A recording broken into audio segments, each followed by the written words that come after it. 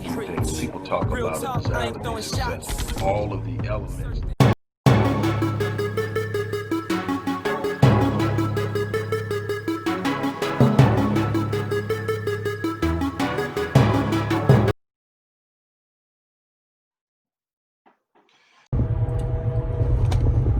Hey everybody, Dr. Rick Wallace dropping in on you. On the move real quick. I just want to stop in and kind of talk about where we are in this justice reform, defunding police, equal opportunity economics, and a bunch of other things that are being talked about or have become talking points in the wake of this movement that seemed to have been ignited by the death of George Floyd. We just put George Floyd to rest in Houston a couple of days ago, and the question that was immediately posed to me was, what next? And that is a valid question because, see, we've had Trayvon Martin, Oscar Grant, Sean Bell, Kevin Garner, and the list goes on, John Crawford, Tamir Rice, and so many more that parents had to bury, wives had to bury. In the case of Sean Bell, a mother and a fiance had to bury at the hands of, in the wake of a murder, senseless murder by police officers. We're talking about kids playing and ending up dead. We've been through this. So what's different now? We have the entire world watching. What are we going to walk away with? We have to escape the notion of moral victories, first and foremost. We have to stop saying, well, at least everybody knows. No, that's not good enough. We're beyond that now. We've got to stop sitting up and acting and behaving and thinking that, okay, some people are talking about legislature. They're kneeling at statues and wearing kente cloth and all that. Absolutely means absolutely nothing if they don't follow it up with policy and legislation that will put us in a better position to get justice when cops go rogue. That's just on that end. It doesn't erase all of this, these letters that are going out, these things that corporations and companies are doing to say they're behind us, all of this Black Lives Matter stuff, and you know how I feel about Black Lives Matter. But all of this stuff means absolutely nothing until they run us our money, until they give us what is owed to us. And when I say money in reparations, I'm not talking about strictly cash. I'm talking about land. We need ownership, land and space where we can create our own sustainability so that we can't be starved out, priced out, neglected out in any other ways that they have used to keep us at arm's length in our quest to close the wealth gap. Because wealth is power, and what we must understand is that when we talk about wealth and power, we're not talking about the amount of money we have. We're talking about the amount of assets and money we have in relationship to everyone else. It doesn't matter if you have $1 million if everybody else who is in opposition to you has 10 million. They have the power.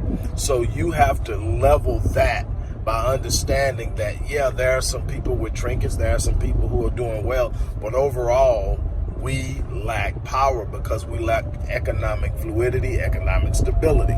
So we have to look to build that on our own, but we must also not relent in the demanding of reparations. Now, I've heard some people come on, Bob Johnson and some others come up and talk about reparations, and the amount they're throwing around is around $14 trillion. I estimate it to be higher than that. I estimate it to be at a minimum of 17 trillion. But let's talk about the 14 trillion. They say based on the 44,000 blacks in this country that would be qualified for it. So they're specifically talking about a specific black group which descends from slavery. And there can be an argument that anybody that had existed in this country before 1965, and then there's another argument that says anybody that existed in this country, period. Mass incarceration, traumatic experience, benign neglect, serial forced displacement took place long after slavery supposedly ended, and it caused long-reaching and consistent and eternal negative effects to blacks. It is still ways that blacks are being used. There's slavery without another name. You need to read that book. But let's just go with what some are calling foundational blacks, some are calling descendants of slaves. What I want to talk about is, let's talk about that. Let's talk about those of us who descend from the slavery experience. And they're talking about roughly, that'll be something like 345,000, 380,000, somewhere up in there per person. But they're already trying to disqualify people. From what I heard, the talk is anyone who has ever been convicted of a crime and spent time in prison would qualify for it. Well, see, those people are actually a direct result of the policies and laws and social practices that we are arguing for reparations for. So they are actually an extension, and if anything, they should actually receive more. And so we've got to be careful how they do it, because see, they'll play the moral card on us even though we are here because they have no moral standards. They'll play the moral card on us. Well, we're not going to reward people who have criminal behavior and criminal tendencies. Well, their criminal tendencies in many instances is a direct result of the policies that push them into poverty. We're not going to play dumb. We're going to come for the check, and we're coming for every bit of it, all of it, and we've got to be firm about it, and we can't walk away with anything less. Am I thinking it's going to happen in the next year or two? Hell no. They're doing what they always do. They're waxing us over right now. They're telling us what we want to hear. They are hoping that what they do will calm us down and send us back to status quo. What we're used to doing, getting upset, getting mad, marching, tearing up stuff, and then going back to work. We've got to start looking and be creating strategies. We got to start looking at how we're going to build out from this, how we're going to leverage the momentum we have to get more than some pats on the back and some great speeches. We are beyond that. I don't want to hear no more speeches. I don't care how you feel. Thank you for your apology, but I'm going to need a lot more than words. And that has to be the mindset. That has to be the attitude. When a white person walks in a room with a black person, they need to feel that tension. They need to feel the tension that we're not going to settle down. We're not going to go back. All your fears about what you've had about black people are about to come to fruition.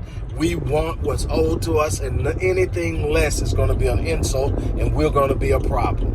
And we're going to make our presence felt. That has absolutely got to be the stance. Nothing less than running us what is owed to us in value. I don't want just cash. I want land.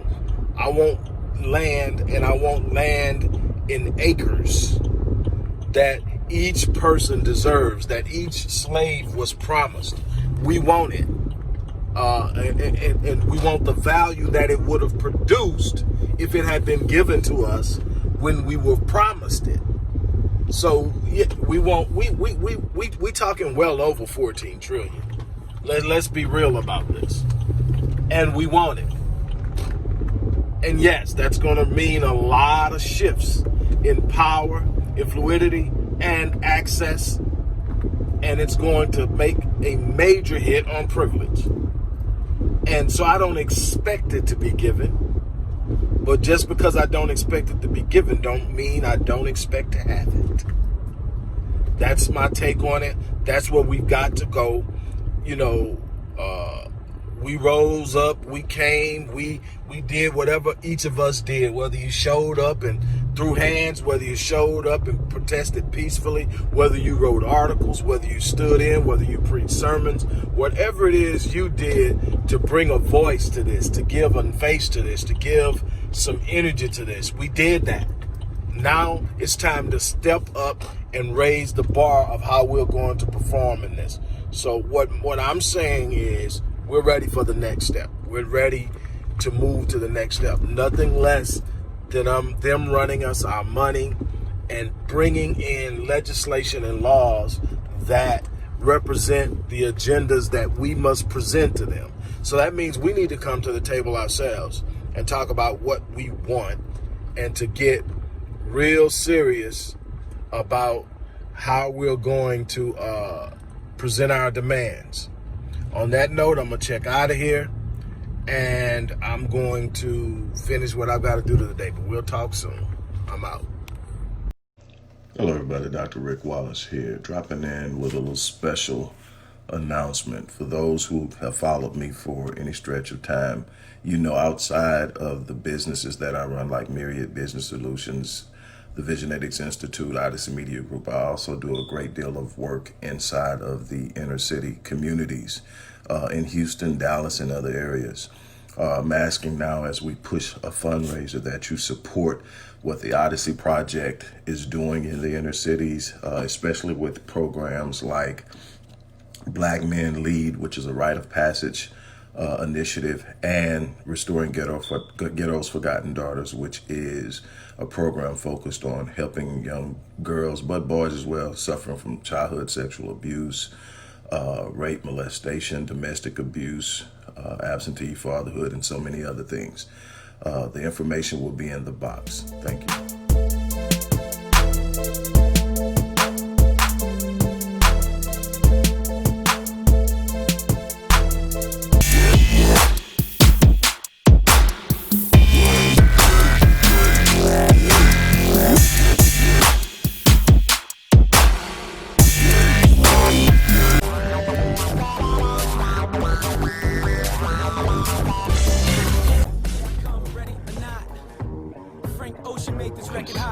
From a conceptual perspective, people talk about it as all of the elements